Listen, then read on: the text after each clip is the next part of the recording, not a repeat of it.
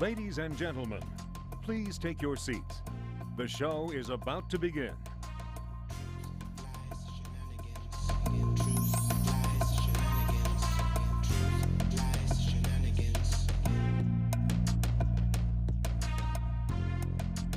Hey, what's going on, everyone? This is Truth, Lies, Shenanigans. I'm Neo Nix, and today we have great reason to be hopeful.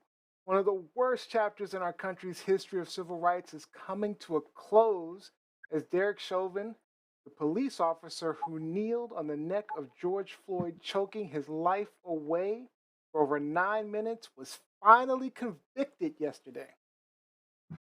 We're going to talk about this in depth in Hot Topics, but also in the show, we have a guest for you today. We're going to talk to real estate agent, one of Washington, D.C. region's top real estate agents, Tasha Greene Coleman, will join the show, answering questions about buying and selling homes in this COVID market and much more. Our game today will be 5-second guess. 5-second guess. So it should be a lot of fun. So, before we get into the show, let me introduce you to our host, our professor, writer, editor, journalist out of Washington, D.C., Miss Lizzie Enders. Whoop, whoop. What's up, everyone? Happy Wednesday. I'm very sleepy Newman this evening, this Wednesday evening, but I'm here. I'm ready to get into hot topics. I'm ready to make fun of Neo. All of the As always, as always. And our rock star with the rock band Fallen Machine. And coming to you from Sudbury, Ontario, Mr. Robbie Ross. What's up, everyone? Happy hump day. Yeah, I'm feeling the cobwebs too, Liz. The signs of spring are definitely around because the cat is up with the birds at the crack of dawn, letting us know right? that it wants to play. But now, other than that, things are good. Things are good. Finally, Jose and I are finally registered for our COVID shots, so we're on the waiting list, and Dad's getting his first one on Exciting. Friday. So, yes, very exciting. All right. And streaming from Atlanta, Georgia, college student, model, actress, co-host of Truth, Lies, Shenanigans, Unscripted, Miss Gianni Storm. Hey guys. What's going on, Gianni? Happy hump day. Happy hump day. It, like Liz said, like Rob said, it's very sleepy over here. I actually did some spring cleaning late spring cleaning. So I'm a little tired today, but at least I got something accomplished, something that needed to be accomplished. I was like, we're all tired today. Long day for Yeah. me too. So we're still going to make it a fun show. We're still going to make it a fun show. And remind people when and Always. where they can watch you on TLS Unscripted.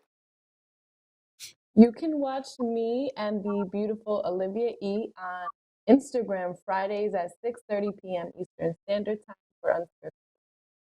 All right. Let's start things right off with our quick fire question.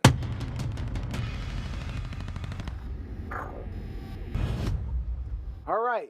Yahoo News reports scientists have successfully grown a chimera, creating embryos containing a combination of monkey and human cells. Are you ready for real life Planet of the Apes? Robbie Rock. I'm ready for some new Dolce and banana threads, but I can't handle another Trumpanzee. A Trumpanzee. Gianni, are you That was a ready good for one. What about you? No, I think science just keeps getting weirder and weirder. Yeah. I'm not ready. Lizzie? No. No, that's all. You're not doing it. I say there's nothing wrong with monkeys, but I'd rather be a real life Batman or something. Give me some wings. Shoot. You want to be a Shoot. Batman hybrid? Hook me up. So, are you guys okay with mixing humans with animal DNA? No. Good Lord. I It's am. unethical. I think of some of the applications. If we think of our war veterans, for example, or anyone that's come back or who's lost a limb or anything, if we were able to splice in some kind of starfish DNA or some kind of amphibian DNA where they could actually regenerate a limb, that would be something That's incredible for the interesting. human species. And I don't know, I'm That's a, thinking a prehensile tail and feet would be that, like, I mean, that'd be amazing. I love climbing stuff. So yeah, give me the monkey feet. you Gianni, can just be one of those cosplayers. They have like the tail and the you can do it for fate. for fate. Yeah, see, that's not going to help me climb. That's going to help me fall. You're right. You're right. There's no benefit in that. So Liz, No, you're I clearly say not no. feeling this. No, can we just leave well enough alone? Like, if I'm going to sit up here and judge, the Kardashians for having fake asses, fake lips, fake boobs, fake everything on their bodies because they are injecting Good themselves and point. going on their life, then why would I agree to this? Like, I like being a human. I like being a human. I don't need any extra species added to my DNA. What I do need is a new pancreas, so I no longer have See, there you diabetes. go. But other than that, See? but They said human pan- organ transplant. human Oh, human. pancreas, Okay. But I'm saying, human Right. but see, they pancreas. learn a lot from mixing all these human and No, no. genetic cells. Guys, have you guys not seen the movie The Fly? To find- The Fly, We're not talking Mm-mm. teleportation here. whatever. It was two green dicks, and it was some nasty nonsense, especially the sex scene. Ill, ill, ill, ill. You guys are silly. Ew. All right. All right. So, if you've never been to TLS before, let me tell you a little bit about us. Our hosts and our guests share their truths and opinions with you, call out those lies, and point out any of the shenanigans that are going on out there. And on this show, we always try to have some fun with some shenanigans of our own. The show does stream live just about everywhere, including YouTube. Just go to TLS, www.tlsshow.com, or search TLS at TLS Live Show. And you can listen to Truth Live Shenanigans anytime on iTunes or anywhere you listen to podcasts. Okay, guys, it is time for our guest.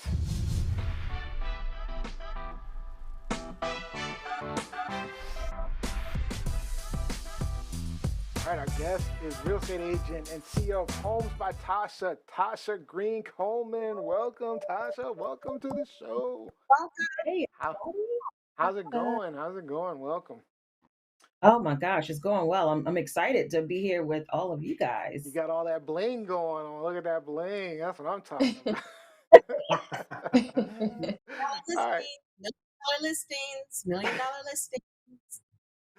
All right, let me Mhm. introduce you to Tasha. Tasha Greene Coleman is the founder and CEO of Tasha Homes by Tasha. She's a Washington, D.C. native and has been a real estate agent professional for the past 15 years with a degree in business administration from University of Maryland Eastern Shore. She's a former real estate coach. She serves on the Agent Leadership Council of her office consistently on the one of the top producers of her region. She was featured as a boss mom just this past year in Real Producers magazine and was the #1 agent out of over 5,000 agents in the region. And when Mm. Tasha is not serving clients, you'll find her with her husband, four beautiful daughters, and 2 kitties. I know Lizzie will Aw. like that. Aw. Because of her journey with her 12-year-old daughter, a 7-year childhood cancer survivor, Tasha is Well, now a proud volunteer wish granter for the Mid Atlantic region of the Make a Wish Foundation well, and an very avid donor and activist for childhood good. cancer Yes, research. Tasha Coleman, Very nice. thank you. We thank you for joining us. welcome, welcome, Absolutely. Thank welcome. you. All right, so my first question to you, I ask everyone, tell me, well, you can tell me more about yourself, but tell me just something that we can't go on Google right now and just find out about you. Tell me Oh something. my gosh. Ooh, that's always a fun question. You know, something you can't find out on Google about me. I love to well, you may be able to find this on Instagram. My happy place is being somewhere in the Caribbean or just somewhere near a beach. If it were up to me, that's where I'd be right You now. and me So I both. aspire to like travel. honestly every month or every other month if I could. And one other like weird fact about me, people in my office kind of know this, but to give myself energy or whenever life gets a little bit crazy, I just do a little shimmy, and it just brings me back to, There I you don't know, just go. Nice. life. I I've love been known to just shimmy around the office and just make everybody laugh. It just it gives me energy, and it takes the heaviness off of life. yeah, yeah, Yeah, definitely. I like So that. I just want to tell I'm everyone. gonna start So doing full disclosure, Tasha Greene Coleman is my real estate agent. She that. helped me working with my grandmother's estate, getting a house sold. Man, and I have to tell you, this is one of the hardest working real estate agents I have ever seen in my life because to tell you that we didn't have a very difficult situation. It was a very, very difficult situation. And man, You should have asked me first about having him as a client. You should 3 years first. we've been working on this, and I Tasha's mean, been Liz, right there. I would have yeah. given I'm you not, I am four, not that bad. one, 4-1-1. Trust me, would have given it to you. But yeah, and she's So very knowledgeable. right. She knows a lot. So I thank you for that. But I just want to let everyone know that she's extremely well qualified. Yep. um, but so let me ask you my first question, Tasha. What I'd like to know, right now we're still in the middle of a pandemic, and I know last year was a really tough year. Um, and the market, I don't know what the market's done, but um, I know it had to have been different than anything else you've dealt with. So tell us what it's like in the market now dealing with COVID, even some of the restrictions that you've had to deal with. Okay. Before I tell you how the market is now, I'll tell you a little bit of how it was this exact time last year, right? Okay. So last year, April of 2020, it was a little tough, right? We weren't sure if we were going to be able to even continue to work. So, and then we're out here, once we got the clearance and we're considered essential, we're out here with people that actually need to buy and sell, and there's a mysterious virus out here. So, what I'll say is, as an industry, real estate agents, we did a really great job just kind of shifting. So, what that looked like last year was a lot of our meetings went to virtual. So, instead of meeting buyers and sellers for the first time face to face, we were hopping on Zoom like everybody else, right? Instead, we had some clients that decided to pause their search out of fear, and we completely respected that. But for the most part, guys, I would say out of all the clients I was working with pre-pandemic, everybody, like, there was only one person that decided not to move forward with her plans because she was, I think she was like 70-ish years old. But for the most part, my clients were like, I still got to move. Let's just find a different way to do this. So what we did was we leaned more on things like virtual floor plans, Matterport tours where you kind of, it looks like a dollhouse. Oh, nice. You can rotate Hmm. the views. We just shifted the way we showed homes. So we, even to this day, we're mostly social distancing, Okay.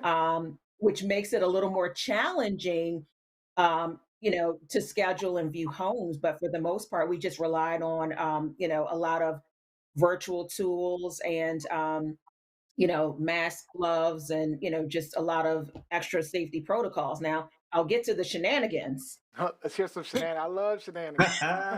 The shenanigans is the current market. I was telling Neo earlier, if there's a real estate agent in your world, check on that agent. We're absolutely not okay. We're in one of the strongest seller markets I've seen in 15 years. And what that looks like, I've had probably 5 cases of submitting offers for my buyers here in the area, and they were competing against 30 and 40 other buyers. Wow. Ooh. Okay. Wow. So that's what the market's looking like. As a matter of fact, to give you a little more context, remember back in 2020 when it was really difficult to find toilet tissue? Remember that? Yes, of course. Hard to Around this forget. time. So that's what it's like buying a house right now. Wow. So it's hard to find houses. So the Wow. inventory is that low. Yeah, the So I have a inventory's low. follow up on that. Yeah, yeah. So is it that people are looking to get out of their apartments and just have more space, given that we're in the midst of a pandemic and we have a lot of these restrictions? So that's actually a key part of it. So the inventory is still fairly low, and it's been that way for years pre-pandemic. There's a good number of buyers. Interest rates are still really great and low, right? And then I'll tell you, one of the big ahas that most people had, and I'm sure somebody in here can relate. The house that you thought was sufficient, when you had to be locked in your house day in and day out Uh, with you Yeah. three, realize four, quick. 5 other people and animals, Yeah, you realize what the home I you need a thought bigger was house. home, it just doesn't work anymore. Like I know at one point, my our cats were looking at us like, "What the hell? Like you, why are y'all still Yeah. here? Nobody's leaving." Um, so we're seeing, like I know personally, I got calls from clients that were in their home 3, 4 years, and they say, you know what, we thought this house worked, but now that we have 3 kids here, virtual schooling, now that I have to be with my spouse all day, every day, something's got to give. We have to get more space. So yeah, that's honestly a big part of it. The house that worked, then just doesn't work now. Yeah, yeah, I could see that. Fair. Yeah. Mhm. All right, Lizzie. So I am a renter. I've been renting. I've only been back in DC for 2 years. And when I moved from New York, I'd been in New York for 21 years. When I moved back down, the best option for me at that time, because I moved like within a split second. I kept saying, you know what, you're in DC every month, at least twice a month, just move. And this particular building, it's a new building, great incentives to move in. Just go down there and, find something to buy the year after. Stay there for a year, find something to buy a year after. And then pandemic hit. Mm, And then actually before the pandemic hit, when I came down, I had issues with my new job down here that wasn't paying me for 9 weeks. And so that set me back and took a lot even worse. of my savings for my very expensive apartment. And so now I'm back to trying to replenish my savings and get myself back into a position when I can buy. And so Mhm. what is your to someone who is kind of starting over and is low on cash for the moment?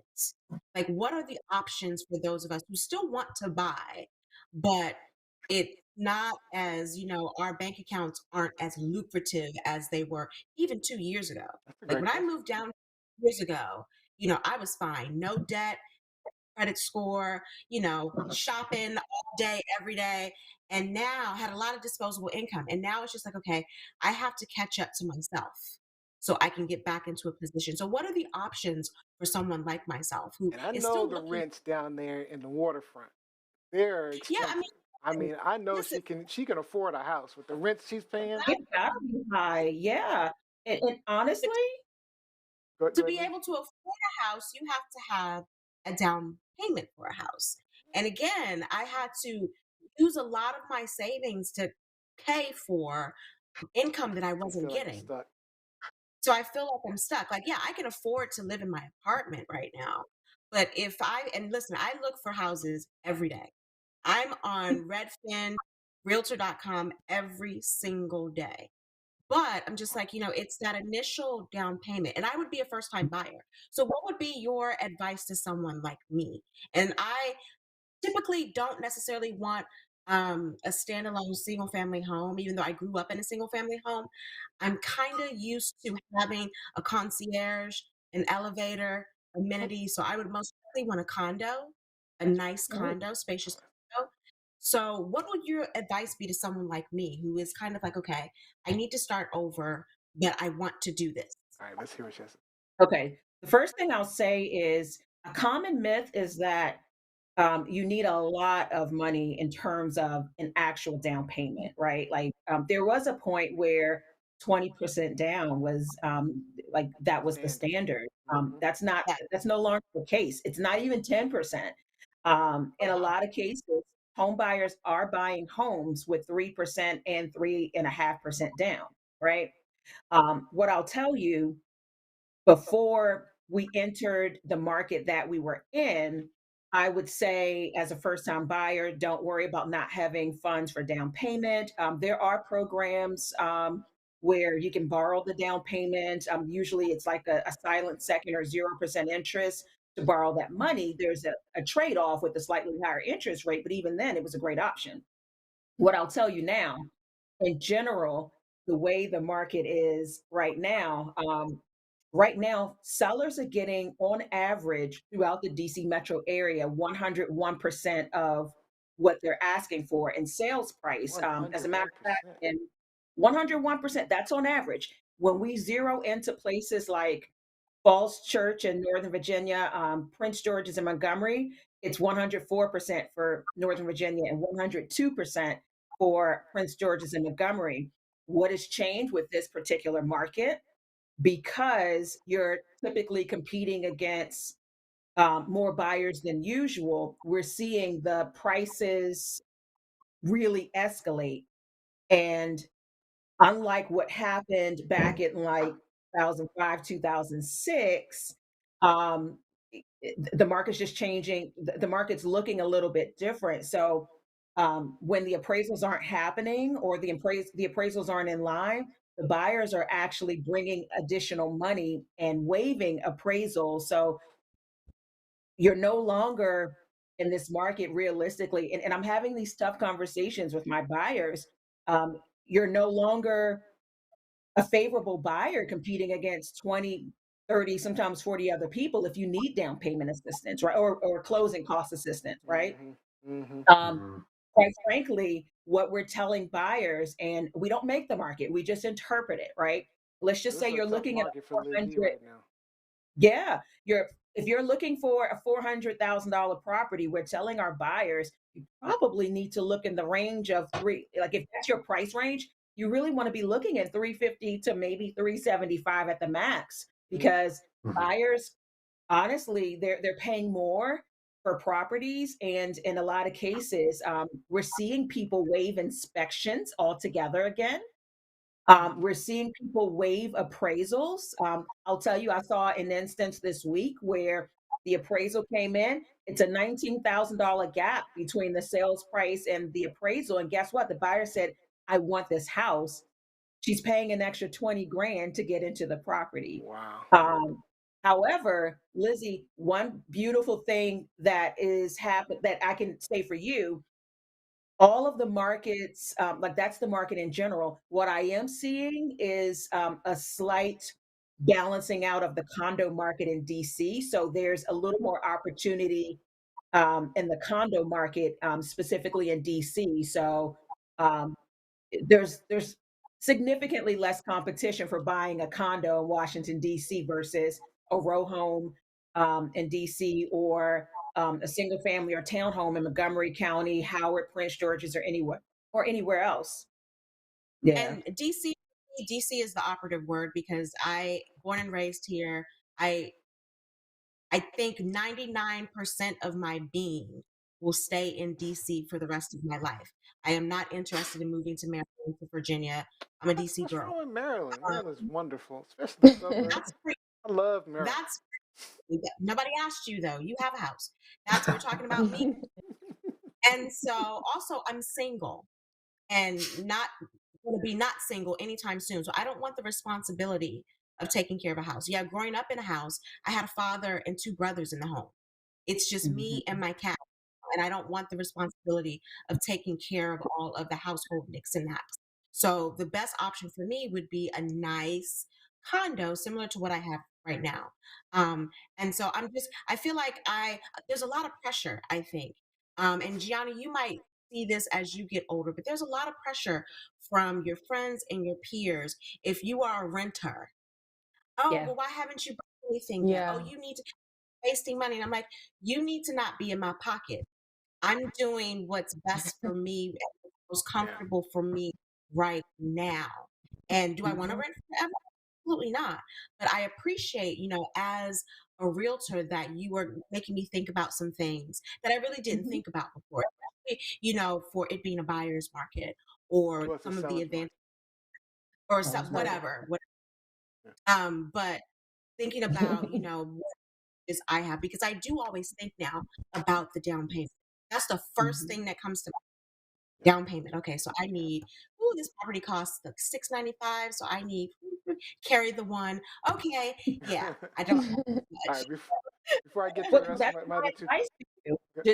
Just continue to save money. And guess what? Sometimes you have to, think outside the box. You are able to use like a TSP or 401k, borrow against your 401k, if that's what you choose to do, right? And again, like it's 3% versus what most people think at 20%. And, there's nothing wrong with renting if that's the right situation for you. But definitely just kind of keep that in mind. Home ownership is it's I mean it's a beautiful thing. It's wealth building. all right. Before I get to my other hosts, so I'm going to the comments online. So Mike Winter said, "Bam, ain't nobody moving to the burbs, Nia." It's rude, but everyone wants to move to the suburbs. And It's for true. those It's who true. don't move to the suburbs, good for you. I'm a city girl, and I don't drive. I have Yeah. no license. Never Oh, had a oh, license in my life. metro station's like 3 blocks away. I'm good. But that's what a lot of people started doing too. Lizzie, I don't know if you saw in New York, they were talking about how a lot of people were fleeing, the overpriced places in the city and moving into the suburbs of Jersey post COVID. So yeah. Yeah. And so, Tasha, Mhm. we're moving back. See, I lived in New York for 21 years, and I purposely didn't buy when I had the money in New York, because you're paying hundreds of thousands of dollars for a box. Like, Yeah. I Mhm. lived in a Yeah. box before I moved back down here, and I just couldn't justify that. At least here, even with my rental here, I have a lot of room, Yeah. so that's a plus for me. All right. So we do have a large contingent in Canada, thanks to Rob B. But some of these questions are coming from Canada. In Ontario, it's a Oh, seller's market. Homes are going for 30% above asking price. Everyone thought Ooh. that the pandemic would cause a downturn in the market, but that has not been the case. Actually, That I, is I was thinking correct. the same thing here. Sherry Brain Priest said, looking for a new place recently, southwestern Ontario, Canada, and the price tag on places rural even more than I already am paying. I think it says have exploded, and we have put a pause on our efforts now unless I have millions to spend for property. So yeah, I mean, even the house that we were selling sold for way more than we expected to get for it. And look at the difference in the time frame from when we first listed. We could see a significant increase in value over what, a 6 to 9 month period, right, Yeah, Antonio? yeah, yeah. It was a big difference. Um, Yeah. let's see, Mike Winter. She knows all about some of these programs from someone who's been doing real estate finance for almost 20 years. Mike Winter says a mini. Jacqueline Robinson says, let's see, amenities, amenities, amenities. That's the difference for the price difference. Okay, so let's move on to Robbie Rock. Any questions? We're running out of time, by the way, well, so go ahead. yeah. I actually, this is really not in the real estate vein of things. Just when you were talking about the Make a Wish work that you do, that really struck a Mm. chord with me. And Oh, so wonderful. I'm I'm very curious. What do you do? What's the most fulfilling aspect of the work that you do for Make a Wish? Oh man, don't have Rob B. Please don't have me in here crying. So I That's literally good, Craig. I literally just got accepted as a Make a Wish granter. So if anybody's not familiar with this organization, Make a Wish is it's actually a national organization, and their focus is granting wishes, very specific wishes to critically ill children.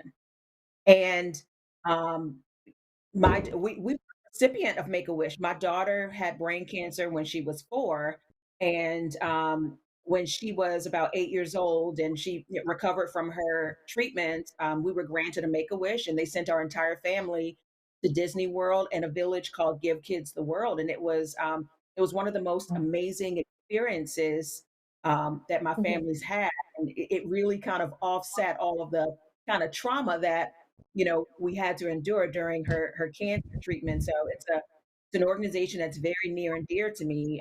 Robbie, I'm so looking forward to having my first wish kid. I'm going to go all out, and I'm a Bet. little I nervous can because imagine. kids, oh my gosh, I can't wait. I'm a little nervous because in a lot of cases, the kids pass away like after the wish is granted. So honestly, I don't know how I'm going to handle that. But Mhm. I'm so passionate about anything related to childhood cancer, and I'm so glad you brought that up. And it's such a great organization, and I love to shine a light on them any opportunity I get. So thank you for bringing that up. That made me really happy. Good Oh, question, Robbie. All right, Gianni Storm. that's Top hard to that, follow, Gianni. but Top that. I know. Well, I just want to say congratulations that your daughter is healed.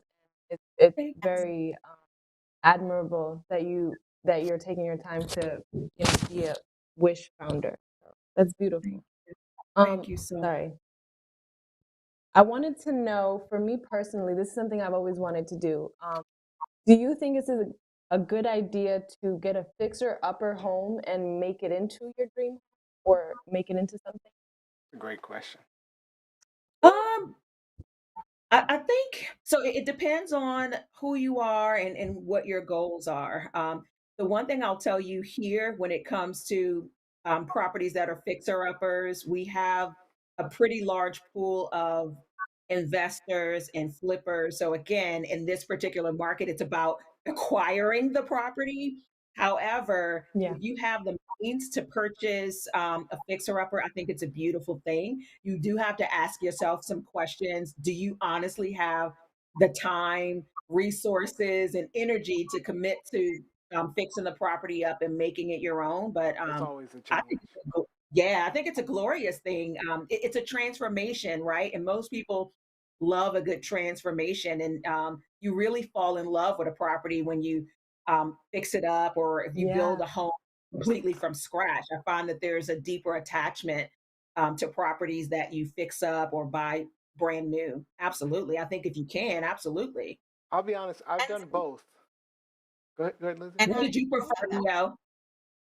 So I've done both. I did a fixer upper, and it wasn't a big fix, not a huge fixer upper, but there were some things I needed to change. Like I did bathrooms, I did kitchen, I did a bunch of things, flooring throughout, and it is very time consuming. Yeah. I mean, I got started with the project and I was like, okay, I can do this, I can do this. And then you start to hit snags, and then, you know, work gets in the way, and then other things get in the way, and you start to see the project sitting down waiting, and you're like, okay, I got to get back to that. And then it can be very time consuming, especially if you're doing HGTV the makes work it look yourself. easy. Do you Do think not so? HGTV tells you you could do it in 30. No, that is not reality. I watch House Hunters, and every time, they always have these couples. One wants a move-in ready, a turnkey place. The other wants a fixer-upper. And it's always this back and forth. And to me, every time someone says fixer-upper, it's like kryptonite. I'm like, no, I'm not. No, no, I want to move my and sit down. I'll So admit yeah. to So being when, to loving what I did with the home. mhm. You know, I did once it was done. Once it was done, it was great. I mean, even the thing, you know, even in the home I did now, which was move-in ready, we've done some fixing, and you know, I love all the improve. Every time we make an improvement, it's a great thing. We love it. So it does make the home more yours, which is great. It does. Yeah. But at the But same it sounds like time, you have some regrets. It sounds like you almost changed your mind midway, but you couldn't. You had to keep going, right? yeah, it's like yes, I just I've Yeah, come to the conclusion I don't commitment. like projects anymore, so I'm good. I'm You good. have No to more be fixer uppers for committed. me. Yeah. Those You Yeah. know fixer yourself, Johnny.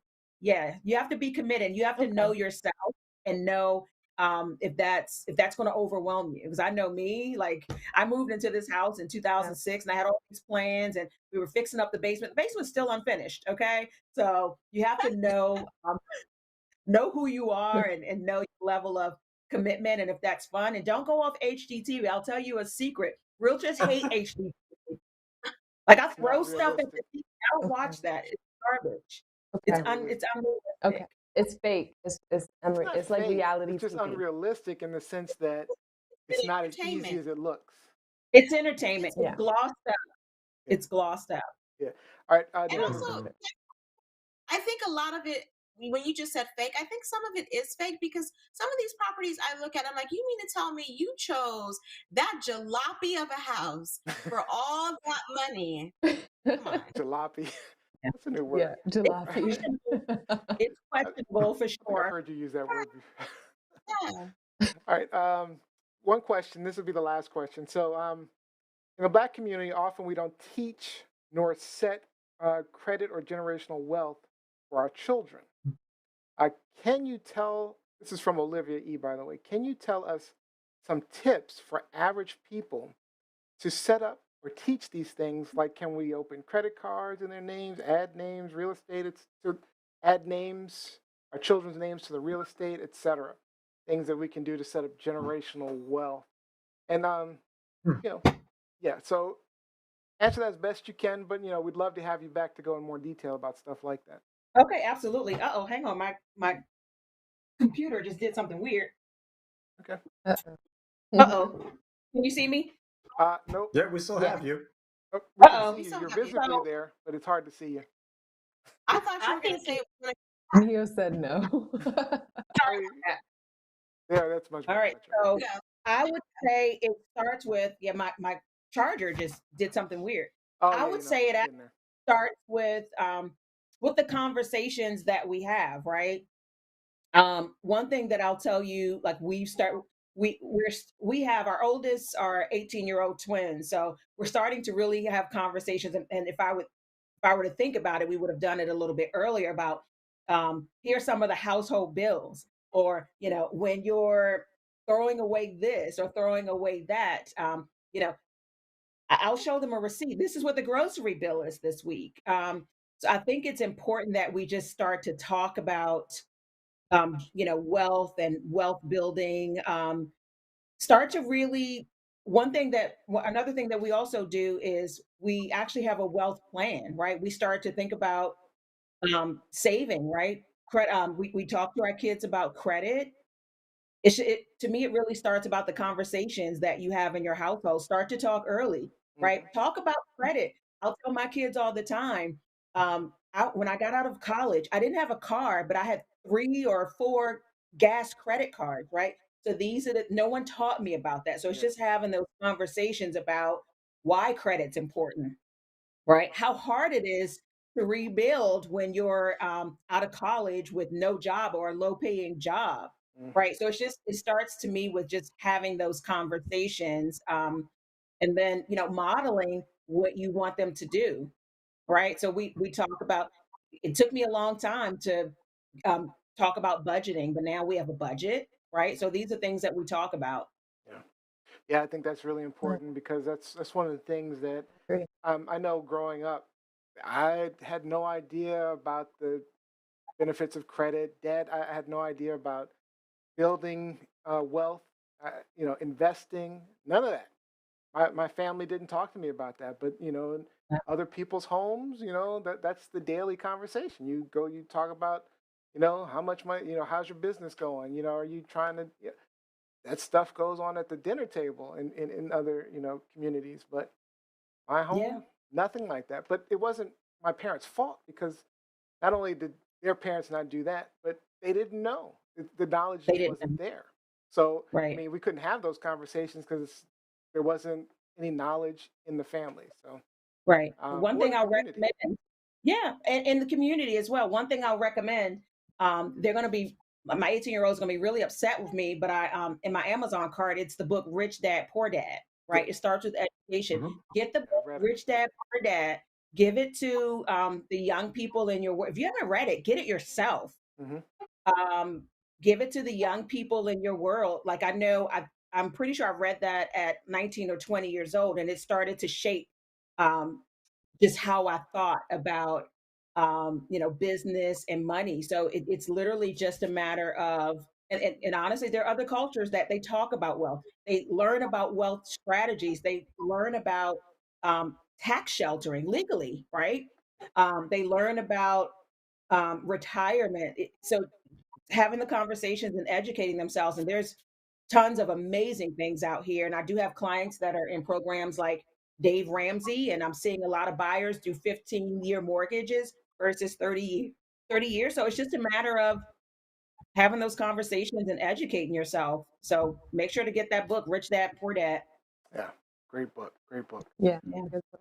All right, that is all the time we have, but I do want to give you a minute just to close out, say any final words, and then, of course, tell people where they can find you, where they can find more information, where they can get in touch with you. I'm going to leave the floor to you. All right.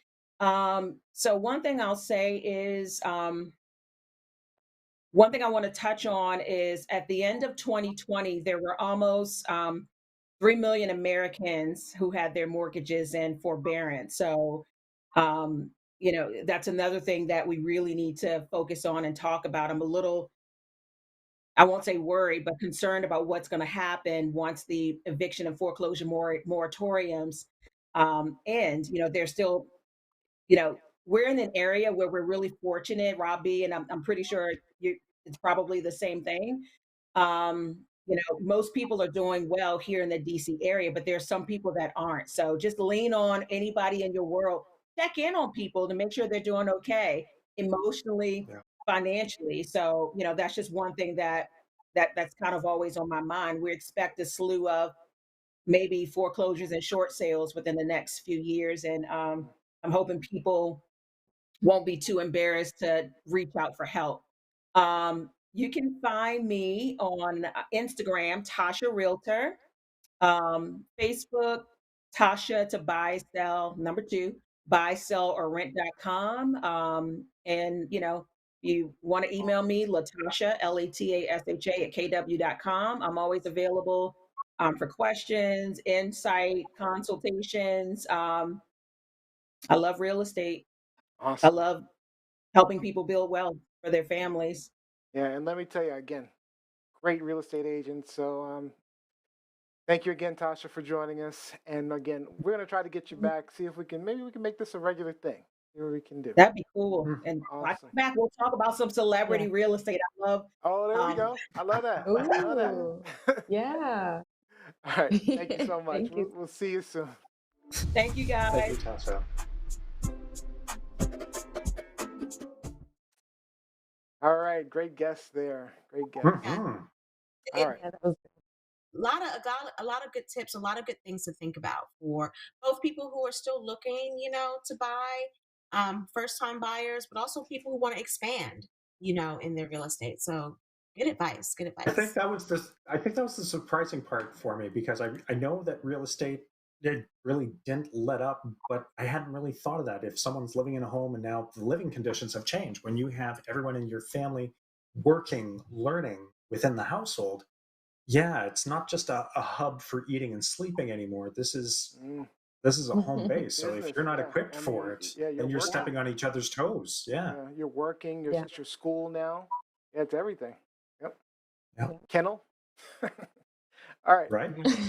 Let's move on to our hot topic. Truth, lies, shenanigans.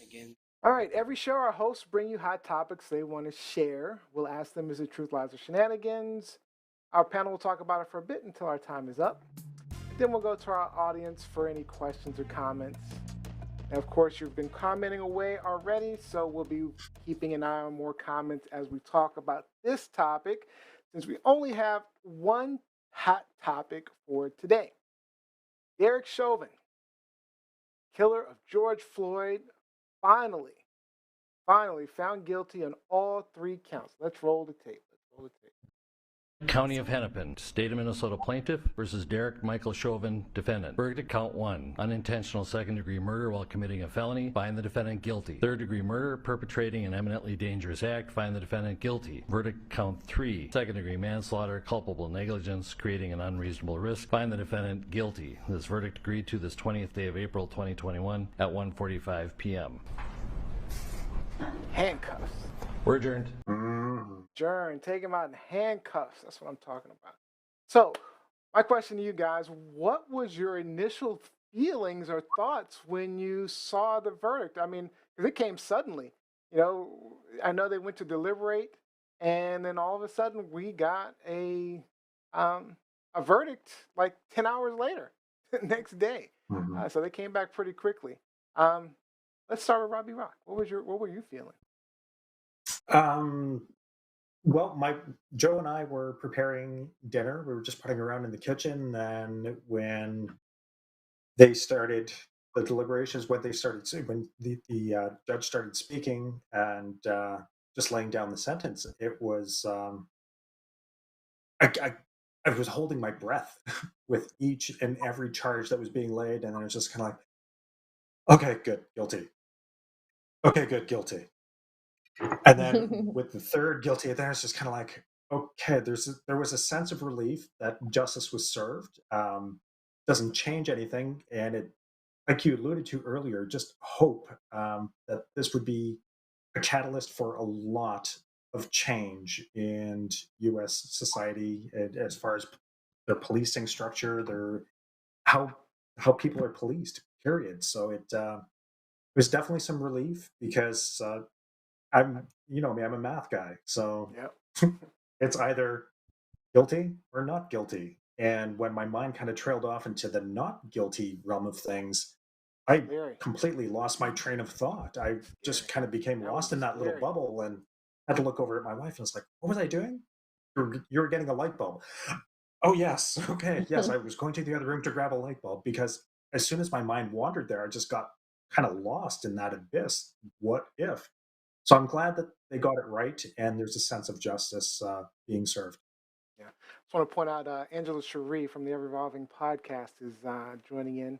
Says he was Hey. really confused when he got those guilty He pleas. looked shell shocked, right? Yeah, definitely. All right, Yeah. Gianni Storm, what were your feelings? What were your initial feelings? When I heard the news, I was actually on Instagram Live with Olivia and you, Yeah. and and it was I wanted to be surprised, but I wasn't because I felt like this was something everybody saw, right? This was something that I feel like if it weren't for physical video evidence and all of those witnesses, I think we would be speaking about a different trial. But I I felt like this is supposed to happen. This is justice. Okay, finally they're honoring. So that was my initial thought, and then it brought me to a bunch of other thoughts, like because you get on the internet and you want to see other people's opinions and what they think about it, and a lot of people are saying things like I can breathe now or something like that, and a lot of people are saying other things like is this really going to put a stop to things? Or because then somebody passed away right after by police, somebody else was killed. So but without being a Debbie Downer, I think initially I felt relief. Yeah. I just felt like finally. And I just want to, so, because I was feeling the same way, but I don't know, it was weird for me. And I spoke to Robbie about this pre show, but it was weird for me. I wasn't as like happy. I mean, I was happy that we had the right verdict, but I don't know that I had the same enthusiasm as, say, for example, when Trump was kicked out of office. I don't know. I felt a bigger sense of relief. And part of it for me, I think, is because not a whole lot has completely changed yet. Because we're still seeing Yeah. the videos. George Floyd happened a year ago, and we're getting videos like every day now that we're talking about on the show. Where we're seeing the same stuff going on. Just you know, maybe they didn't die this time, or they are dying as well. So, but I am glad they got it right. The relief that I did feel was thank God that because the country would have popped off. We've said it a few times on this show. There's no question because I mean, if you can't get a guilty verdict from those videos, there's something wrong. And yeah, we would have had to say something about it. Lizzie? Um, like everyone, I was relieved, but I wasn't surprised by I the wasn't verdict. either. Especially given that it was less than 12 hours. We heard that not only was it less than 12 hours, it was a unanimous decision, and that the jury had no questions.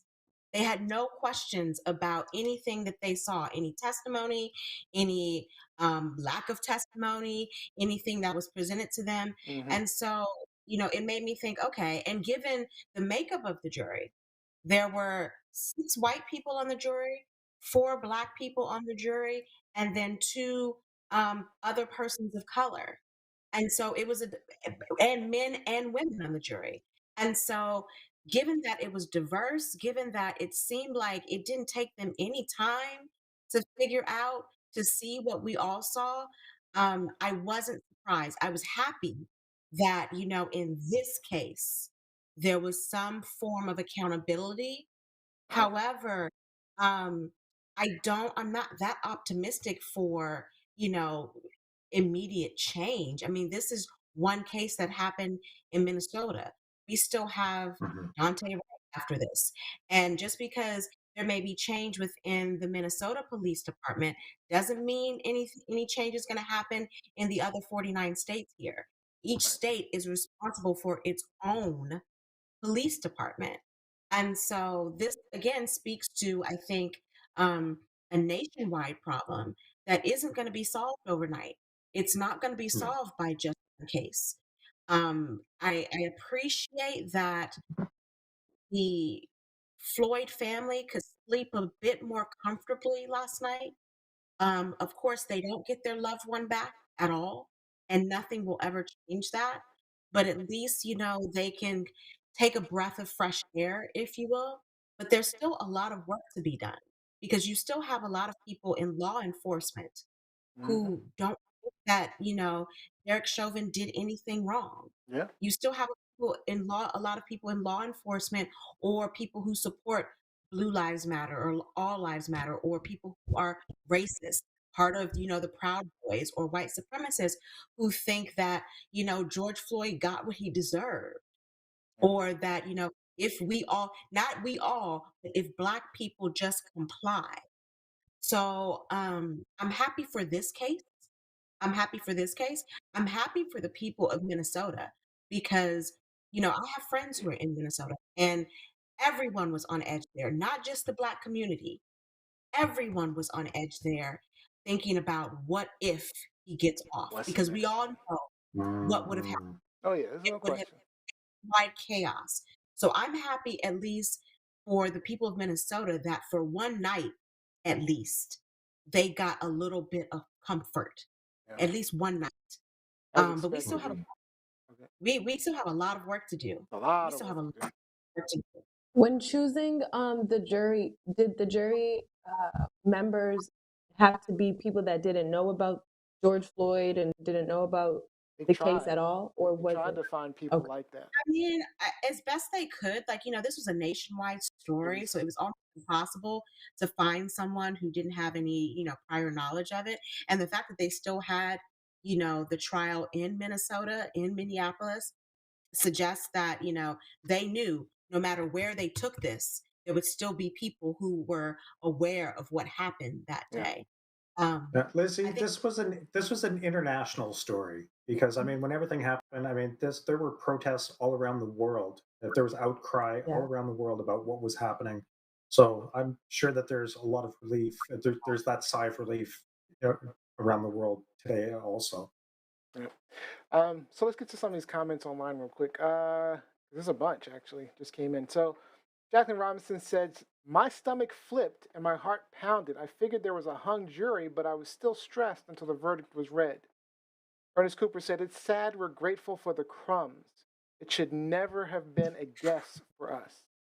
It's true. Mhm. Yeah. George Yeah. Sure. Fournier, "As a lawyer, a short jury deliberation is almost always indicative of a guilty verdict, but I was shocked he was found guilty on all three counts. This was a pleasant surprise." Um, Ernest Cooper says, And "Not denied justice, bail. but closure and accountability. Justice should be systemic." Mhm. Sherry Blaine Priest, "Glad it was a short deliberation and justice was served, and we need to be sure there is change coming. We need to keep everyone accountable." And then my dad had a comment, "Nobody is born racist. Racism is taught. Proof goes to delivery room at any hospital. Therefore, education is the true solution to a racial problem. There's no quick fix for racism. It's not an American problem, it's a worldwide problem. Yeah. Education is the answer." one thing that I think was key for the jurors in this being a very quick deliberation was the number of Derek Chauvin's fellow police officers who Oh, yeah. testified that this is not how we were trained, even if they weren't testifying truthfully, even if they were testifying because they knew what the consequences were of him getting off. The fact that you had people on the stand who were fellow police officers who were saying, this is not how we do it. 9 minutes, almost 9.5, 10 minutes on someone's neck like that is unacceptable. And it's not, something that we would assume that any person would survive. And I think that carried a lot of weight with the jury. I think if those people had not testified, if it had just been, his girlfriend or a couple of people that were bystanders, witnesses, I think it wouldn't have weighed as heavy. But these were fellow blue officers who were just like, nah, man, nah, we can't be down for this. Yeah. And I think that weighed heavily. I think that weighed heavily. That makes me ask the question, what do you guys think was kind of like that? I know everything throughout the trial that the prosecutors had brought kind of won the, well, not won, but found him guilty. But what do you guys think was the icing on the cake? Was it the medical exam? Was it the fact that his fellow police officers testified? Was it the bystanders? Do you guys think that anything was a little bit more helpful in that, or all of I that think it came together? down to the video. I mean, I think the video, because very rarely do we see someone have the life need out of them. Normally, Yeah. we hear stories about police brutality, deaths as a result of police brutality, murders, criminal murders, etc. But very rarely do we see it like that, broken down like that, step by step by step. But also, I think, in Yeah. addition to the police testimony, Gianni, I think the EMT officer who was standing there begging them to let her help him and saying, this is not how we do things, begging Chauvin to get his knee off of him, begging him to check his pulse, and to have her testify and hold true and be steadfast in what she saw. I think that weighed a lot. I think that weighed a lot with the yeah. jury. Yeah. Yeah. So there's a couple of things that have come out of that. So we had the Maxine Waters issue, obviously. And I know Lizzie, you can probably go into that better than I can. But we had Maxine Waters sit up there trying to basically pull a Trump. Um, can you explain And kind of what happened with that? um, so Maxine Waters, she is a member of Congress. We like to call her Auntie Maxine. And normally she is very witty and very on point with her when she's calling out injustice. I think she missed the mark on this particular moment Yeah. because this was once the jury got the case, so they were deliberating, and she made a comment about how that they should stay in protesters should stay in the street, which is fine. You want to encourage people, to protest. But then she said that if Derek, I keep wanting to call him George, if Derek Chauvin was acquitted, that they should be confrontational, that they Hmm. should not only protest, but they should be confrontational. And I'm just like, whoa, whoa, whoa. That is along the lines of the rhetoric that Donald The Trump insurrection. was. Hmm. Yeah. Totally agree with you. It's one thing if the four of us are saying that. Hmm. We aren't elected officials. Right. We don't have a huge national public platform. The people aren't looking to us to set an example. But you can't be a member of Congress. You can't be the president, the leader of the free world, and encouraging people that listen to you to go to the Capitol. To he didn't say storm the Capitol, and that's another thing because people were kind of going Mm. back and forth about what Trump's exact words were. Um, he did use the word fight, and he did tell them to go to the Capitol, but it's a matter of semantics. Hmm. And we all know what he meant. Yeah. We all know what Maxine Waters meant. Yes. And so Yeah. you got to be careful with the language that you use. And the same Especially, way that yeah, Trump as was a impeached, politician. he's censured. I think she should be He's censored, censored too. you Yeah, Unfortunately, know. absolutely. it didn't happen because the Democrats blocked the Republicans did try to censor her, but the Democrats blocked it. But I agree. I would have supported a censure of Maxine Waters because even if she made a mistake, it's okay. You made a mistake. You need to be held accountable for your mistake. I Mhm, mean, mhm. Did if she you're say that right, if the verdict was not guilty for people to storm the Capitol? Well, not those well, words, but she is said that to what be she more implied? confrontational was her That exact be word. more educational. And again, if you look up the word, again, it's semantics. People want to break down. Well, she didn't exactly say go fight. Well, but look up what confrontational means. It's an aggressive form of dealing with someone. Hmm. You're telling Mhm. someone not to just go and protest. You're saying, get up in their face, confront them. Well, what do you think is going to happen if you, as a protester, goes and confronts police officers? They're going to get There's going to be Yeah. an equal and appropriate response. there's going to be a clash. And think about this: we are coming off of the heels the week before the jury deliberated on this particular case. There was a lot of civil unrest. Hmm. And I don't want to say riots, but a lot of civil unrest and violence in Minnesota as a result of the Dante Wright murder.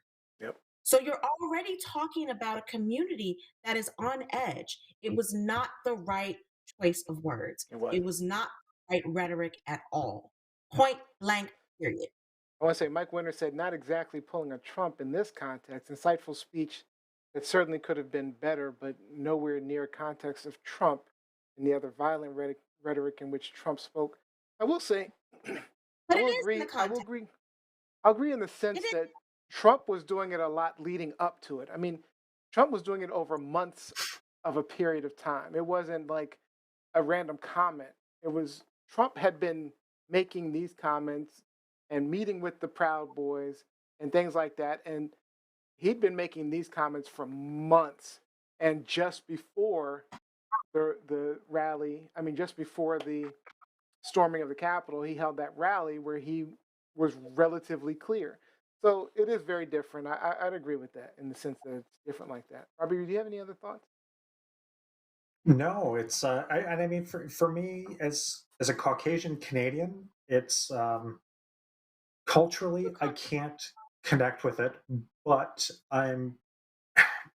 I felt I felt relief. I really really did, and it's I guess for me the question is how as African Americans culturally how did the verdict resound with you? Like what are the implications in that light? John? More, you know, I don't know the exact number off the top of my head, but I think the black population in this country is what, 13% at this 13%. um and so one case out of 13%. That's how I felt. Like, I think this case is very specific. I don't think it Mhm. is a symbol of anything else beyond Derek Chauvin being convicted and found guilty. I think everything else outside of that is an individual case on its own, especially since, there's no national law in this country of how police departments conduct itself. Yeah. And so, And it's not um, over. I mean, he still has to no, be sentenced. he still has to be sentenced. Although He could receive a light sentence and then, shit hits the I'm fan not then. sure the man, the mandatory sentencing guidelines are in Minnesota for those particular crimes. Charges, yeah. Um, I do think he will serve some time in jail. Oh, it's no question. Um, Yes. but I don't think this case is going to be a catalyst for much outside of Minnesota. That's how I feel about it. Um, Especially since when you think about, everything that we're learning about the law enforcement officers that participated in the insurrection on January 6th. We have a long way to go. We have a long way to go. Yeah. Yeah, it was something similar to what Van Jones and your boy Don Lemon were talking about. There's still a lot more to be done. Don Lemon said something Yeah. recently, right? Lizzie? I'm sorry, say again? Don Lemon said something controversial recently, didn't he? No, so my issue with Don Lemon was that he was comparing this moment, when people were waiting True. for Yeah. verdict, black people for a verdict, what was going to be the outcome of the verdict. And then when the verdict was announced and, the jubilation with that, he was comparing that moment to the O.J. Simpson verdict, which I just, found to be absolutely asinine, rude, obnoxious, and offensive. Yeah. OJ Simpson, whether OJ Simpson was found guilty or innocent, that had no reflection on the plight of Black people in this country and their relationship to being governed by police and their relationship to police brutality. OJ Simpson was a citizen who was married at one point to Nicole Brown. He was an abusive husband, a lying, cheating husband, and a lot of Black people thought that he was guilty. A lot of Black people think, including myself, think that he got off. So to have this idea that we were all celebrating in the streets and that him being found not guilty had a bearing on our lives, it's just offensive and it's just not true. Yeah. So for him to make that connection, I'm like, you need to put that pipe down. I know it's 420. That pipe. All day, Don Lemon, but let's not go there. It's offensive to not only myself, but to the Floyd family. Like they have nothing to do with OJ Simpson. Yeah, it does Absolutely kind not. of belittle the situation. I can George see how Fournier, it's offensive. go ahead. Yeah, that's George Fournier said, I don't think it's appropriate for politicians to have spoken about the case or its verdict, not even Biden. Um, uh, Jacqueline Robinson said, Auntie Maxine should have chosen her words better. It would have been hypocritical to censor her under the circumstances. Kevin McCarthy, that's true, has several insurrectionist nutbags he refuses to do anything about. That's true. There are a bunch of, yeah, that's true. There's a lot of Republican Republicans in Congress that should have been censored if you were censoring her.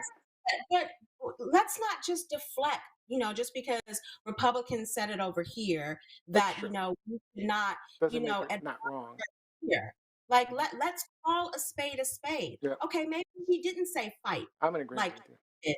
However, she did say be confrontational. That is not acceptable for an elected official. I agree. Again, point blank, period.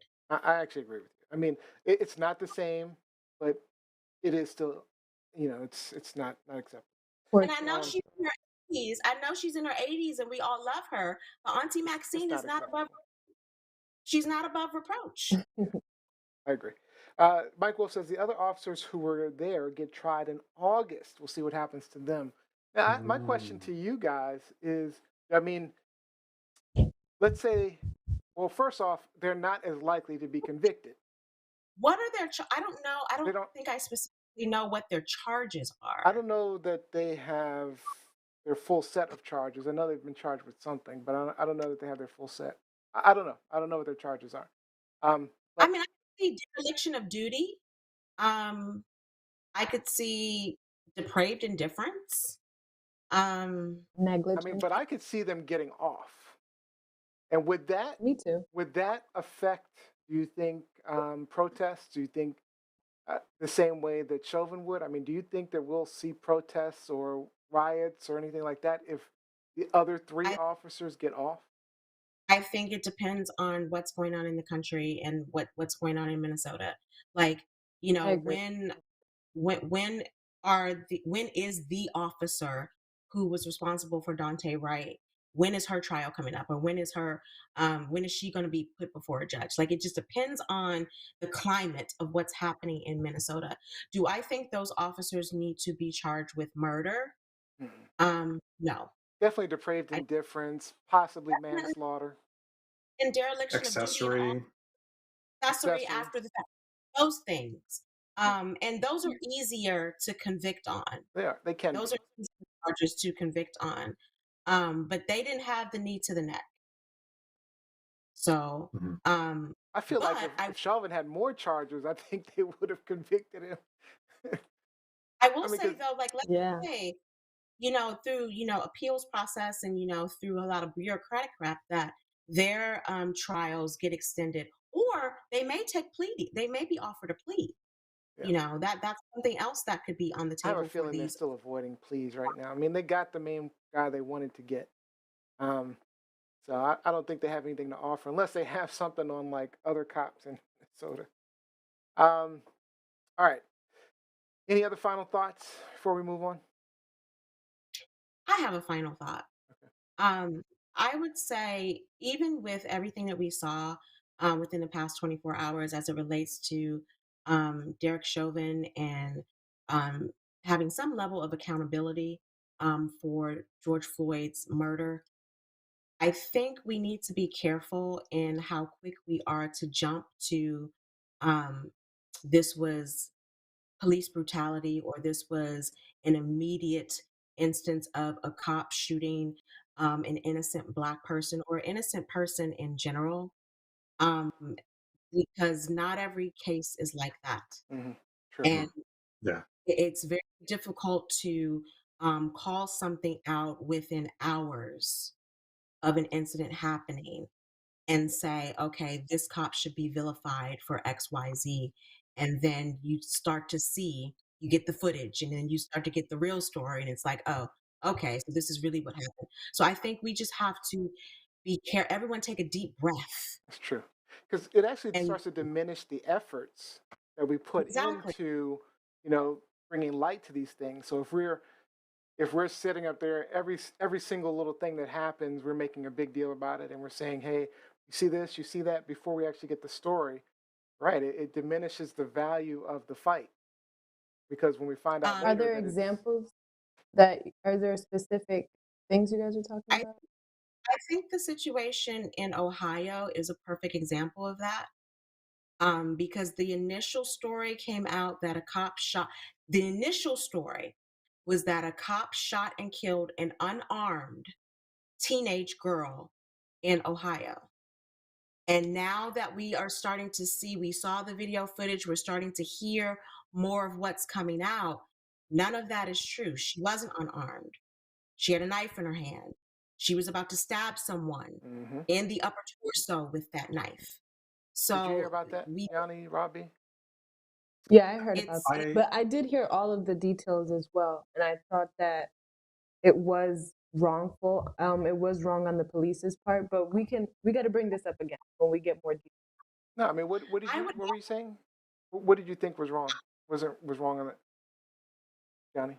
I think that from hearing the mother's testimony of the little girl that was killed by police, I think that there was a miscommunication because the girl had a knife in her hand, so it was she was being jumped by people from what I remember, and she looked like the aggressor, and so that's that I kind of that it's like I said I don't have all the details. yeah, that made right. One, this young lady was in foster care. So she wasn't even in the care. She wasn't living with either her mother or her father. But if you look at this the slow motion version of the body cam, you will see that she was, from what that shows, when the cop, from the cop's perspective, when he arrived, she, she was her. He arrived to the scene where she was on the ground with another male. I don't know who that male was, but she and another male were on the ground, seemingly attacking someone else, a young lady. And then the cop is saying, get down, get down. And she turns around to another bystander who's holding a dog. And that bystander did not appear, and I could be wrong because I didn't see before his body cam came on. But from that moment that he saw, the bystander in pink is a young lady that has on pink and she's holding a dog. She's not a part of any of the fracas. The victim turns around, pushes her up against a car, and is about to stab her. Mm, And that's when he she shoots. got shot. And so mm, there's a lot that goes into it. It's a lot. God, And Actually, yeah. like you another example is that DeAndre with the army sergeant, where the army sergeant was berating him. Now he certainly was racist in his berating of the child, but Oh yeah, walking in the rain. when I'm getting more of the story beforehand. Apparently, DeAndre, the child, was actually put into he was institutionalized immediately following the incident. So there are Remember reports I said, that he had attacked an Yeah, you did say animal that, Liz. and something and another child or something. I'm not sure, like, I don't know anything, and I don't think we would have been able to see any attack on his part, No, based on there's no when, video. yeah, based on when it started to be recorded. Mhm. There was something about his demeanor that seemed a little off Off. to me. Yep. And so it doesn't surprise me, at least that they did an evaluation Yep. to see if this young man Yeah. was okay. Yep. But Yeah. that does not justify. He still had a racist rant, and he was That the way he justify. handled it. He assaulted him. So Yeah, Horrible. yeah, Pentland justify. got what he deserved for the way he handled the situation. But the point is, when certain things start to come out, then it suddenly starts to diminish the actual And it's understandable fight. because we're all on edge. We We are are in that. all on Yep. edge. We've Yep. seen this time and time Yeah. again. Um, so yeah. All right. So yeah. Well, this was a tough, hot topic, very tough, hot topic. So I know, but we had good resolution.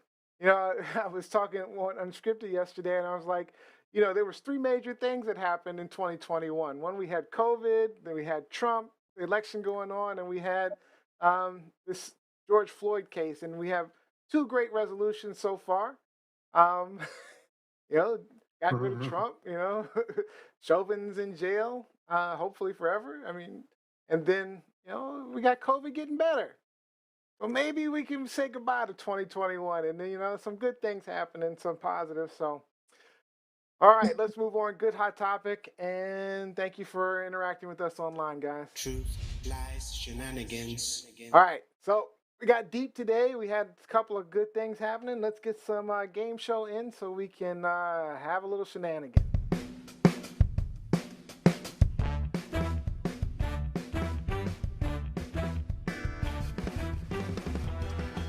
All right, today's game is 5-second guess. We'll go around to each of you and give you a category such as name 3 things that smell good. You'll have 5 seconds to answer, and you get a point if you can name 3 things. And I'll be the judge if they actually make any sense. Person with the most points wins and gets the final thought for the show. So everybody ready to play? Mm-hmm. All right, we're going to go with the adult version. Let's see. Mm. All right. We are starting with Lizzie today. So, Lizzie, are you ready? All right. Name 3 stores you'd like to steal from. Go. Gucci, Chanel, and Whole Foods. Whole Foods. All right, nailed it. All right, Rob's turn. Name 3 celebrities who shouldn't be celebrities. Go. Oh, Jesus Christ. Kim Kardashian, Kanye West, Tony Danza. Tony Danza. Tony's got one character. That was one iffy. character. I'm going to go ahead and give it to you. That was a little iffy. All right, Johnny, you ready? All right, Yeah. Name 3 places where people dance. Go. The club, church, and birthday party. Okay. Did you say church? Church? Church. I've seen some dancing in church, boy. See, I don't know. I grew up in a strict Roman Catholic tradition with really everyone kind of looked like me. We sat down and we were pious. We were quiet. All right, No Johnny. dancing. Just tapping your hand. That's awesome. Good job, Gianni. All right, so it's tied up. Let's go. Lizzie, name 3 things you hate being rushed. Go. Using the bathroom, getting out of the house in the morning, and Oh, time. Dude, I agree to both of those. Yeah, me too, actually. All right, failed it. Sorry.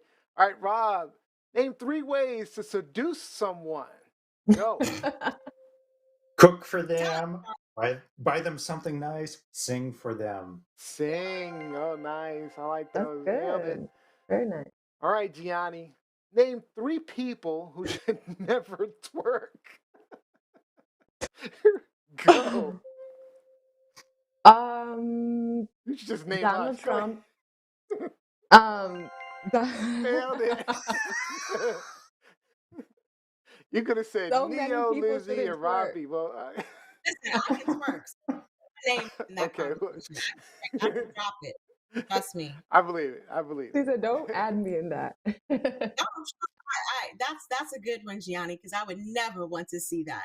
I would never. The Donald.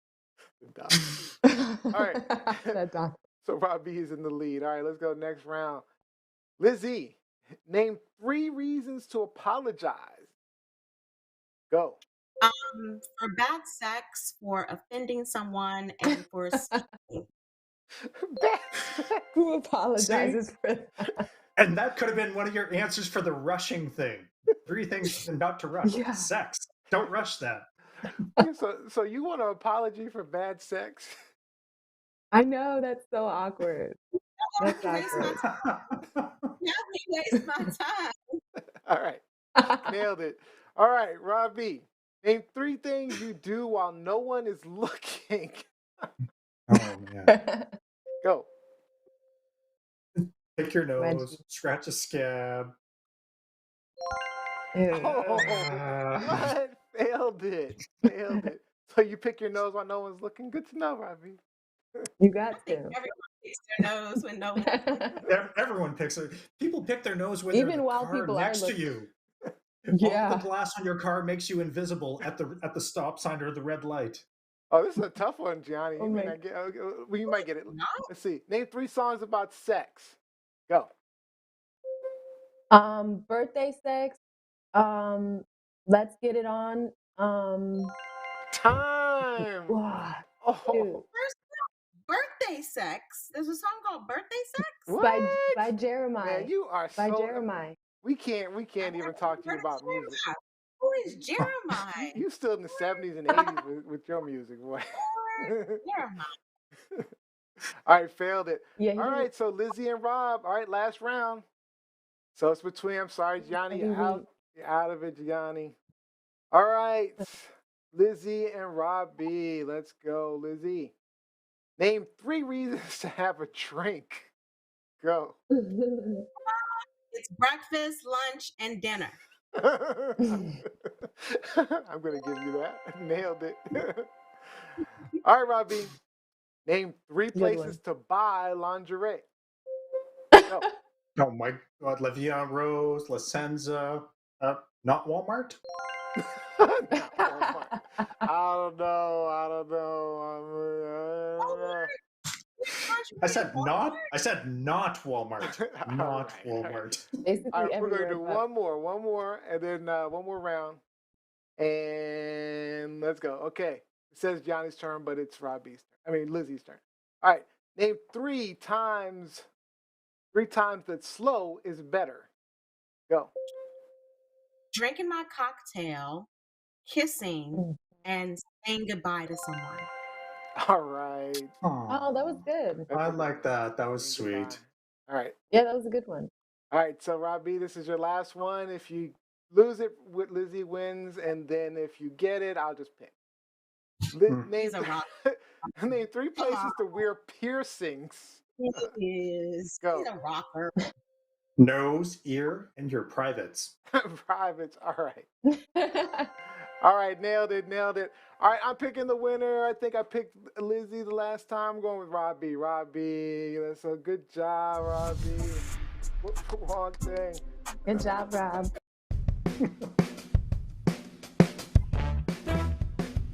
Deanna Joe says Walmart has everything. I think they do have lingerie, actually. Yeah, they do. All right, let's get us some Not shout outs good to close out.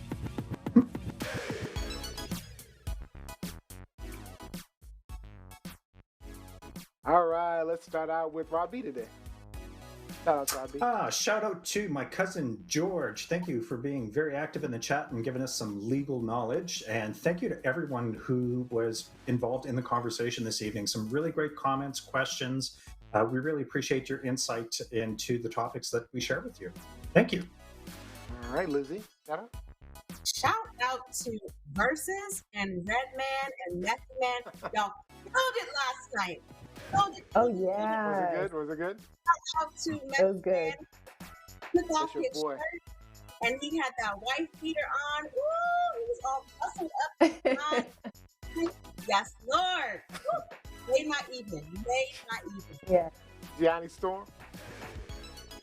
Shout out. Shout out to the American legal system for finally getting something right.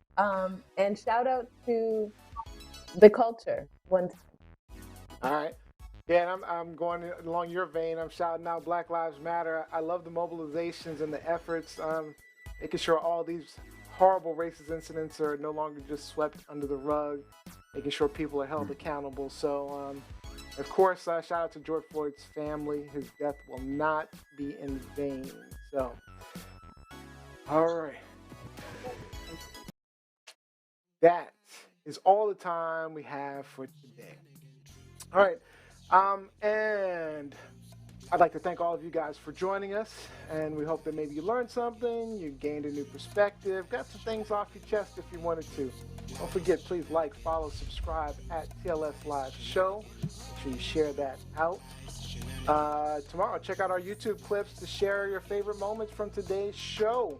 TLSshow.com or search Truth Lies Shenanigans. Our next live show is on Sunday, April 25th, 8 p.m. Eastern Time and 5 p.m. Pacific.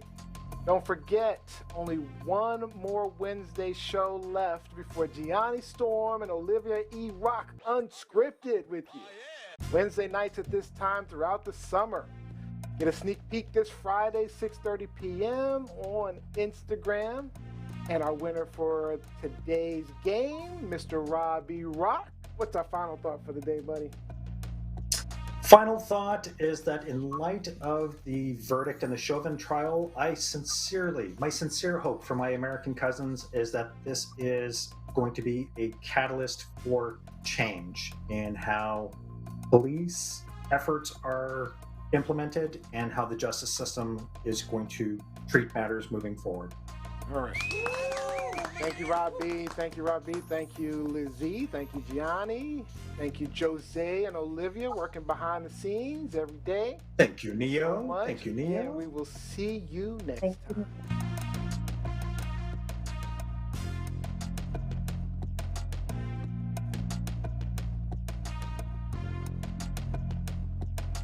Truth, lies,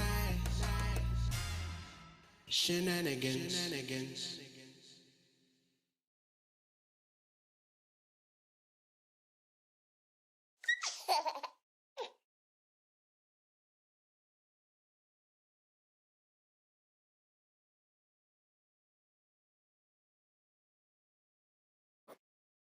Truth, lies.